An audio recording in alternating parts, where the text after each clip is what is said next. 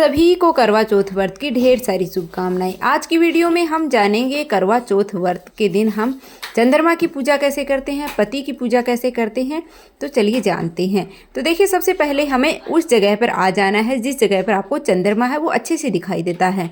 आप छत पर चले जाएं या बाहर आंगन में आप यह व्रत खोल सकते हैं, चंद्रमा की पूजा कर सकते हैं। पूजा का जो भी सामान होता है, करवा हमने ले लिया है, छलनी वगैरह, दिया हमने मिट्टी का ले लिया है और दिया जलाने के लिए माचिस हमने ले ली है और पानी का लोटा भी हमने ले लिया है।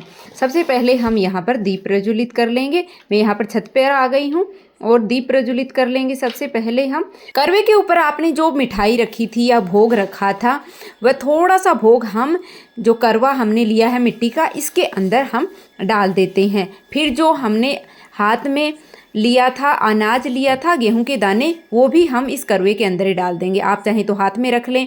फिर हाथ में आपको छल्ला पहनना है, चांदी का आप अंगूठी या छल्ला आपको पहनना है। फिर जो आपने इसके होल को बंद किया था उसको हम खोल लेंगे। फिर चंद्रमा को अर्घ देते हुए हम इस तरह से वो एक धार में अर्घ देते हैं, धीरे धीरे करके एक धार में अर्घ देते हैं और बोलते हैं, सोना की सी सांकड़ी गढ़ मोतियन को हार, चांद सूरज का अर्घ देऊं जियो वीर भरतार, आग तले मार सासरो हाक तले नंदसार, पीर सासरो इसो बड़े जिसो कीड़ी को नाल। ऐसा बोलने के बाद में जिस जगह पर चंद्रमा की पूजा करते हैं, अर्घ लगाते हैं, उसी जगह पर हमें 3 बार इस तरह से घूमना है, यानी कि चंद्र देवता की परिक्रमा करनी होती है। इसके बाद में हम दिए से और छलनी को लेकर के और चंद्रमा के दर्शन करेंगे। तो पहले हमें चंद्रमा के दर्शन करने होते हैं। इस तरह से दिए को, आप मिट्टी का दिया है उसको छलनी के अंदर रख लें। इस तरह से हमें चंद्रमा को देखना है। फिर सामने आपके पति जो होते हैं उनको आपको देखना होता है। मैं यहाँ पर करके दिखा रही हूँ। तो सामने चंद्रमा को देखते हुए ही साथ में ही आप अपने पति को देख लें। इस तरह से देखने के बाद में हमें पहले चंद्रमा की आरती करनी है और इसके बाद में हमें अपने पति की आरती करनी है और पति को तिलक करना है, चंद्रमा को तिलक करना है हमें और अपने पति के पैर छूने हैं।